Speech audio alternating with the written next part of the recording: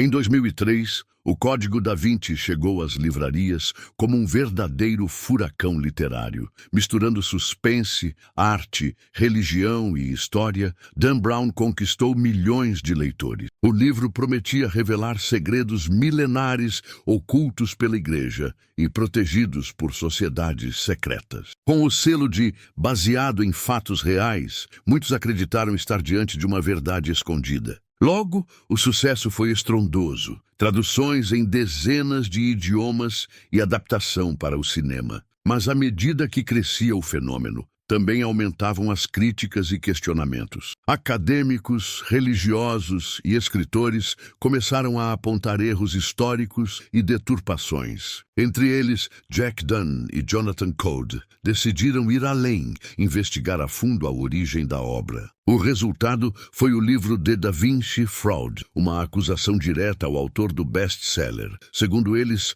Dan Brown teria cometido uma das maiores fraudes literárias da atualidade. A denúncia não é apenas sobre imprecisão histórica, mas sobre apropriação de ideias alheias. Teorias de outros autores teriam sido incorporadas sem crédito, com roupagem de originalidade. Além disso, The Da Vinci Fraud desmonta vários dos pilares históricos apresentados por Brown e questiona se o autor ultrapassou o limite entre ficção criativa e manipulação deliberada. Neste vídeo, vamos explorar as principais denúncias do livro de Dunn e Coe. Entender por que o Código da Vinci, para além do sucesso, também carrega um legado controverso. O ponto de partida das acusações contra Dan Brown está em um livro publicado mais de 20 anos antes de O Código da Vinci. Trata-se de Holy Blood, Holy Grail, O Santo Graal e a Linhagem Sagrada, lançado em 1982 por Michael Bagent, Richard Leigh e Henry Lincoln. Essa obra propôs, pela primeira vez ao grande público, a teoria de que Jesus teria se casado com Maria Madalena e tido filhos, originando uma linhagem sagrada, mantida em segredo ao longo dos séculos. Essa hipótese, embora sem base em documentos históricos sólidos, causou polêmica à época. O livro combinava pesquisa genealógica, interpretações simbólicas de obras de arte e uma narrativa conspiratória envolvendo sociedades secretas como o Priorado de Sião. Apesar das críticas, Holy Blood, Holy Grail alcançou notoriedade por levantar questões ousadas sobre a história do cristianismo e serviu de base para inúmeras discussões acadêmicas e religiosas nas décadas seguintes. Quando o Código da Vinci foi lançado, muitos leitores e críticos notaram as semelhanças com Holy Blood, Holy Grail. O romance de Dan Brown seguia uma estrutura similar, misturava ficção com teoria conspiratória, usando como base a mesma ideia da linhagem sagrada de Cristo e a existência de um segredo milenar guardado por uma irmandade oculta. Para os autores do livro de 1982, essas coincidências iam além da mera inspiração. Jack Dunn e Jonathan Coe, em The Da Vinci Fraud, argumentam que Dan Brown não apenas se apropriou das ideias centrais de Holy Blood, Holy Grail, mas as reorganizou com mínimos ajustes narrativos. Eles afirmam que o enredo de Brown se sustenta justamente sobre as teorias formuladas por Bagent, Leigh e Lincoln, mas sem qualquer menção adequada à fonte original, o que configuraria plágio intelectual e ético. O nome de Michael Bagent, inclusive, foi discretamente incluído no romance de Brown, como um dos personagens secundários, um gesto que alguns viram como homenagem, mas que outros consideraram ironia ou provocação. Essa referência sutil, longe de representar um reconhecimento explícito, foi interpretada pelos autores lesados como uma tentativa de driblar a acusação direta de plágio,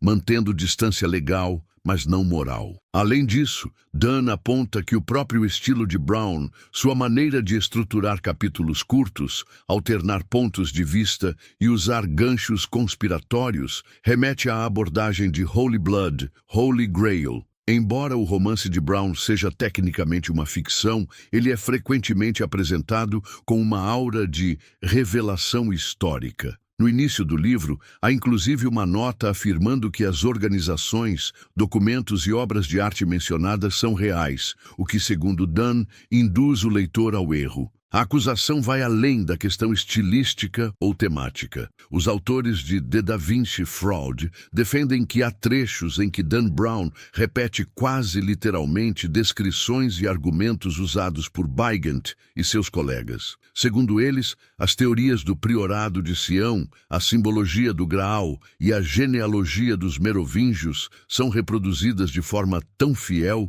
que dificilmente poderiam ser consideradas apenas inspiração indireta. Em defesa de Brown, seus representantes afirmaram que o autor apenas utilizou ideias que já estavam em domínio público e que qualquer semelhança com obras anteriores seria consequência do uso de temas amplamente discutidos. No entanto, Dunn rebate esse argumento lembrando que muitas das ligações feitas entre história, arte e religião no romance não constam em fontes tradicionais, mas são específicas de Holy Blood, Holy Grail. Outro ponto levantado em The Da Vinci Fraud é o impacto comercial dessa apropriação. Enquanto o livro de Weigand e seus colegas vendeu modestamente ao longo de 2 décadas, o Código da Vinci gerou centenas de milhões de dólares em receita, além de contratos com editoras, estúdios de cinema e licenciamentos. Para Dunn e Code, isso torna o caso ainda mais grave, pois houve não apenas reaproveitamento de ideias, mas benefício financeiro massivo em cima do trabalho alheio. Essa parte do livro The Da Vinci Fraud deixa clara a tese dos autores. Dan Brown ultrapassou a linha tênue entre inspiração e plágio. Embora protegido legalmente por se tratar de uma obra de ficção, ele teria explorado conceitos altamente específicos e inovadores sem dar crédito a seus criadores. O resultado, segundo Dunn, é uma das maiores fraudes literárias dos tempos modernos, não apenas pela origem duvidosa do conteúdo, mas pelo impacto cultural que ele gerou. Um dos aspectos mais polêmicos de O Código da Vinci é a forma como o livro apresenta fatos históricos, ou, melhor dizendo, como transforma especulações em verdades absolutas. Logo no início, Dan Brown inclui uma nota afirmando que todas as descrições de obras de arte, arquitetura, documentos e rituais secretos são precisas. Essa declaração, segundo The Da Vinci Fraud, é extremamente enganosa. Dunn e Code apontam que grande parte das revelações contidas no romance são, na verdade, interpretações distorcidas, teorias desacreditadas ou simplesmente invenções. Um exemplo marcante é a descrição do Priorado de Sião como uma sociedade secreta real, existente há séculos e com membros como Leonardo da Vinci e Isaac Newton. Na realidade, o priorado foi uma fraude criada por Pierre Plantard nos anos 1950, sem qualquer base histórica anterior. Apesar disso, Brown apresenta o priorado como uma organização legítima, citando inclusive documentos supostamente autênticos encontrados na Biblioteca Nacional da França. The Da Vinci Fraud desmonta essa narrativa ao mostrar que esses documentos foram inseridos ali propositalmente por Plantard e seus cúmplices, como parte de um esquema elaborado para sustentar a farsa. Historiadores sérios há muito tempo desacreditaram essa versão. Outro ponto central do romance, e também alvo de crítica, é a famosa interpretação da pintura A Última Ceia, de Leonardo da Vinci. No livro, Brown afirma que a figura à direita de Jesus não seria o apóstolo João, como tradicionalmente se acredita, mas Maria Madalena. Essa ideia, apesar de intrigante, não possui qualquer base na história da arte ou na documentação sobre a obra. Dunn explica que essa teoria foi construída com base em uma leitura simbólica forçada, desconsiderando o estilo renascentista e a tradição iconográfica da época. Além disso, ele destaca que essa suposição não era novidade. Já havia sido sugerida de forma marginal em círculos esotéricos e em Holy Blood, Holy Grail. A forma como Dan Brown a apresenta, no entanto, sugere uma descoberta inédita, o que contribui para a aura de revelação. Outro exemplo citado em The Da Vinci Fraud é a afirmação de que o nome Sangraal, Santo Graal, derivaria de sangue real, ou seja, sangue real. Essa etimologia é completamente fictícia. Linguistas e estudiosos mostram que essa ideia surgiu muito depois da Idade Média e não tem base na formação etimológica real do termo graal, que se referia a um recipiente ou taça, e não a uma linhagem sanguínea. A narrativa também apresenta o Opus Dei como uma organização secreta com práticas obscuras, chegando a sugerir autoflagelação e fanatismo. Embora o Opus Dei seja alvo de críticas reais, a maneira como Brown o descreve no livro exagera elementos para criar vilões convincentes. Dunn e Code argumentam que esse tipo de construção dramatizada transforma instituições reais em caricaturas perigosas, confundindo ficção com realidade. A mistura de informações reais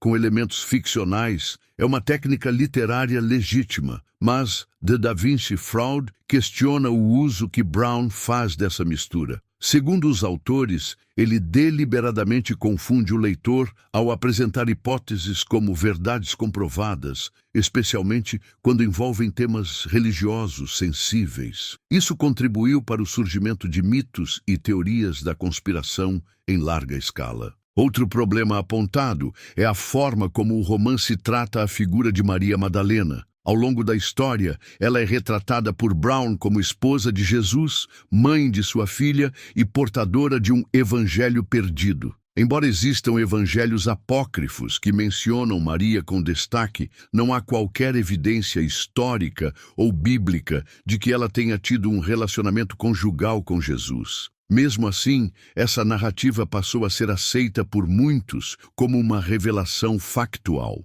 Em resumo, Dunn e Code mostram que o Código da Vinci constrói sua força narrativa ao misturar fatos, suposições e invenções, mas faz isso sem clareza sobre o que é ficção e o que é realidade. Ao embasar sua trama em fontes duvidosas ou já desacreditadas e ao apresentá-las como se fossem verdades ocultas, o livro acaba promovendo desinformação. Para os autores de The Da Vinci Fraud, essa estratégia deliberada é uma das faces mais problemáticas da obra de Dan Brown. Com o sucesso estrondoso de O Código da Vinci, os autores de Holy Blood, Holy Grail, Michael Bygant e Richard Leigh decidiram entrar com uma ação judicial contra a editora de Dan Brown. A acusação central era de que o autor havia copiado a estrutura e os temas centrais de seu livro sem a devida autorização ou crédito. A batalha foi travada no Reino Unido, um país com leis de copyright bastante rigorosas. Durante o processo, os autores alegaram que Brown se apropriou de elementos substanciais de seu trabalho, como a ideia do casamento de Jesus com Maria Madalena, a existência de uma linhagem secreta, o papel do priorado de Sião e até mesmo a apresentação do Graal como símbolo de sangue real. Eles afirmaram que, embora o livro de Brown fosse ficcional, o enredo dependia diretamente das teorias propostas por eles. Dan Brown e sua equipe jurídica negaram veementemente as acusações. Sua defesa baseou-se no argumento de que ideias não podem ser protegidas por direitos autorais, apenas a forma como são expressas. Assim, mesmo que o Código da Vinci usasse teorias semelhantes, isso não constituía violação legal, pois a trama, os personagens e a escrita eram originais. Brown chegou a afirmar que tinha dezenas de fontes de pesquisa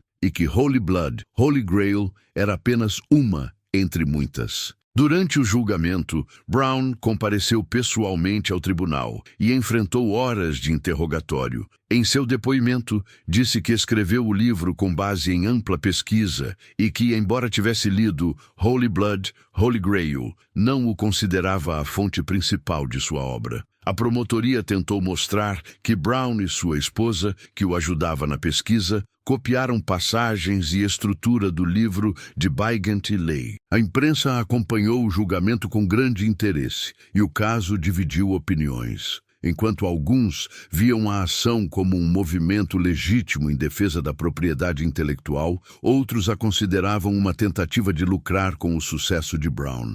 Para muitos juristas, o julgamento foi um teste importante sobre os limites entre inspiração e plágio no campo das ideias e da literatura. No fim, o tribunal decidiu a favor de Dan Brown. O juiz concluiu que, embora houvesse similaridades entre as duas obras, elas se limitavam a ideias gerais, que não são protegidas por direitos autorais. A decisão reforçou o entendimento de que temas históricos e religiosos podem ser explorados por diferentes autores sem que isso configure violação legal, desde que a execução da obra seja original. Após a derrota judicial, Weigand e Leigh expressaram decepção com o resultado, mas também afirmaram que o caso ao menos trouxe visibilidade ao seu trabalho. As vendas de Holy Blood, Holy Grail, aumentaram consideravelmente durante o processo, o que lhes rendeu certo reconhecimento tardio. No entanto, o sentimento de injustiça permaneceu, especialmente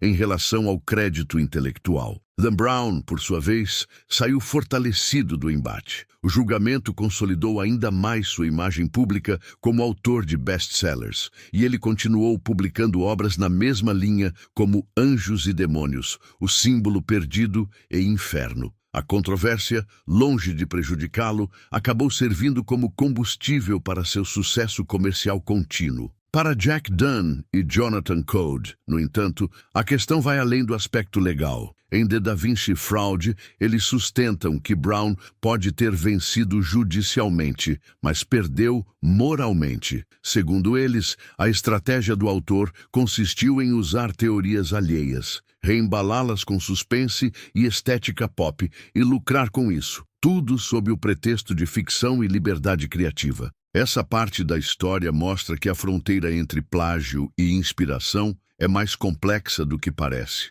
A vitória de Brown não encerrou o debate, mas sim o transferiu para o campo da ética e da integridade intelectual. Para muitos críticos, a pergunta que fica não é "ele podia fazer isso", mas ele devia ter feito. O lançamento de O Código da Vinci não apenas quebrou recordes de vendas, ele desencadeou uma onda global de curiosidade sobre temas religiosos, históricos e simbólicos. Milhões de leitores passaram a buscar respostas sobre Maria Madalena, o Santo Graal, o Priorado de Sião e as mensagens ocultas nas obras de arte de Leonardo da Vinci. O livro se tornou um fenômeno cultural que extrapolou os limites da literatura. Museus, igrejas e pontos turísticos mencionados na obra passaram a receber um número impressionante de visitantes. O Louvre, em Paris, por exemplo, viu aumentar significativamente o fluxo de turistas interessados em ver de perto a Mona Lisa e outros elementos descritos na trama. O interesse não era apenas artístico, mas movido por uma busca por verdades ocultas sugeridas no romance. Programas de televisão, documentários e debates começaram a surgir em diversos países, tentando investigar as revelações do livro. Emissoras como National Geographic, History Channel e BBC produziram especiais explorando as teorias abordadas por Brown, muitas vezes sem o devido rigor histórico. Isso contribuiu para disseminar ainda mais informações distorcidas ou não verificadas. A mídia, fascinada pelo sucesso do romance e pela controvérsia que o cercava, teve um papel ambíguo nesse processo. Por um lado, contribuiu para a popularização de temas históricos e despertou o interesse do público por questões teológicas e artísticas. Por outro, muitas vezes priorizou o espetáculo em detrimento da precisão, reforçando a percepção de que o livro continha verdades suprimidas. Para os autores de The Da Vinci Fraud, esse fenômeno midiático foi um dos fatores mais preocupantes. Dunn e Coe argumentam que o livro de Brown, ao ser tratado como algo mais que ficção, ajudou a cristalizar ideias falsas no imaginário coletivo. Milhões de pessoas passaram a acreditar que estavam diante de informações historicamente comprovadas, quando, na verdade, tratava-se de ficção especulativa. Além disso, o impacto nas instituições religiosas foi imediato. A Igreja Católica respondeu oficialmente às alegações feitas no romance, desmentindo ponto a ponto as afirmações de Brown. Teólogos, historiadores e líderes religiosos se manifestaram em defesa da tradição e da fé, enquanto outros viam no livro uma oportunidade de promover o debate e revisar narrativas antigas. Universidades e centros de pesquisa também passaram a discutir o livro em aulas, simpósios e congressos. A fronteira entre ficção e fato tornou-se um tema relevante no estudo da literatura contemporânea. Professores de história, religião e arte encontraram no fenômeno uma ferramenta para ensinar pensamento crítico, desmistificando o conteúdo e contextualizando suas origens. Entretanto, a força da narrativa de Brown e sua chancela pela mídia muitas vezes sobrepôs-se à voz dos especialistas. Para muitos leitores, a ficção se tornou mais convincente do que a realidade. Isso demonstra o poder que um romance popular pode ter na construção de narrativas coletivas e na transformação da percepção pública sobre a história. Dunne-Coad enfatizam que o sucesso de O Código da Vinci mostrou como a mídia pode amplificar conteúdos com pouco fundamento, desde que bem embalados. Eles argumentam que a responsabilidade não é apenas do autor, mas também de jornalistas, produtores e editores que replicaram suas ideias sem o devido questionamento. A fraude, nesse sentido, foi cultural e não apenas literária. No fim, The Da Vinci Fraud nos convida a refletir sobre o papel dos escritores e da mídia na formação do conhecimento público. Quando a ficção é vendida como fato e reforçada por canais de grande alcance, os limites entre verdade e entretenimento se desfazem. E cabe à sociedade decidir até que ponto está disposta a aceitar essa mistura e a quem responsabilizar por suas consequências. A trajetória de O Código da Vinci mostra como uma obra de ficção pode ultrapassar os limites da literatura e se tornar um fenômeno cultural, moldando debates, crenças e percepções históricas. Seu sucesso foi alimentado não apenas por uma trama envolvente, mas também pela promessa de revelações ocultas, algo irresistível para o imaginário popular. No entanto, como exposto em The Da Vinci Fraud, esse sucesso veio acompanhado de sérias distorções. As acusações de plágio, as manipulações históricas, o uso deliberado de fontes desacreditadas e a omissão do caráter ficcional de certas afirmações levantam uma questão ética. Até que ponto um autor pode se apropriar de teorias marginais e apresentá-las como se fossem descobertas legítimas? A obra de Jack Dunn e Jonathan Coad não nega o direito de Dan Brown à ficção, mas denuncia a forma como ele a camufla de fato, contribuindo para uma desinformação ampla e duradoura. A linha entre criatividade e responsabilidade foi cruzada, segundo os autores, quando a narrativa deixou de ser claramente ficcional e passou a se apoiar em uma suposta base real. As batalhas legais que se seguiram demonstraram que, do ponto de vista jurídico, Dan Brown não cometeu plágio. Mas o julgamento não abordou a questão moral e intelectual por trás de sua construção narrativa. O tribunal absolveu o autor, mas o debate ético permanece aberto. E talvez seja esse o ponto mais sensível de toda essa discussão. A mídia, ao amplificar o conteúdo do livro sem filtros críticos, teve um papel decisivo nesse processo. Ela ajudou a consolidar mitos, fortalecer interpretações equivocadas e dar legitimidade a uma obra que, embora empolgante, se baseia em grande parte em falsidades e distorções. A busca por audiência se sobrepôs ao compromisso com a verdade. No campo cultural, O Código da Vinci provocou uma revolução. Atraiu leitores para temas complexos e históricos, gerou debates teológicos e fez com que muitos questionassem versões oficiais. Mas essa revolução teve um custo. E a falta de discernimento entre ficção e realidade foi para muitos o preço pago pela popularização do conhecimento. Ao final, The Da Vinci Fraud nos lembra que nem tudo o que é envolvente é verdadeiro e que o entretenimento, quando lida com temas sensíveis como fé, história e identidade, deve ser manejado com cuidado. A liberdade artística é um valor inegociável, mas ela não isenta o autor das consequências culturais e sociais de sua obra. Este vídeo não busca condenar, mas refletir. A história por trás de O Código da Vinci é um caso emblemático de como a ficção pode influenciar a realidade e de como, em tempos de informação rápida e superficial, o papel do leitor, do jornalista e do educador torna-se ainda mais crucial, o de questionar, investigar e discernir.